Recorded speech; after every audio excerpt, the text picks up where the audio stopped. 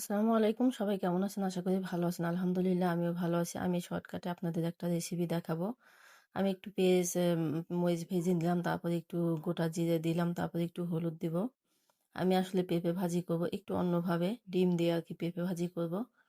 তো এটা আমি আজকে ১ম মানে ভাজি করতেছি, ডিম দিয়ে পেঁপে ভাজি। তো ভাবলাম যে আপনাদের সাথে একটু শেয়ার করি। আমি একটু লবণ দিয়ে দিলাম। এখন এইভাবে নেড়েচেড়ে ঢাকনা দিয়ে ঢেকে আমি পেঁপেটা ভাজি করে নেব। পেঁপেটা যখন সিদ্ধ হয়ে আসবে তখন আমি এখানে ডিম দিব। ২ টা ডিম আমি দিব এখানে। আমি বাটির মধ্যে ডিমটা সুন্দরভাবে গুলিয়ে নিয়েছি যেন পুরোপুরিভাবে ডিমটা সুন্দরভাবে মিশে যায়। আর আ ডিম মানে ডিম জাতীয় সবকিছুই কিন্তু একটু ডিম ঠান্ডা হয়ে গেলে একটু গন্ধ করে। তো এইজন্যে এই ভাজিটা যখন ঠান্ডা হয়ে যাবে যেন ডিমের গন্ধটা না করে। এজন্য আমি একটু জিরার গুঁড়া দিয়ে দিলাম। জিরার গুঁড়া দেওয়ার পর একটু নেড়েচেড়ে ঢাকনা দিয়ে ঢেকে আমি আবার একটু ভাজি করে নেব।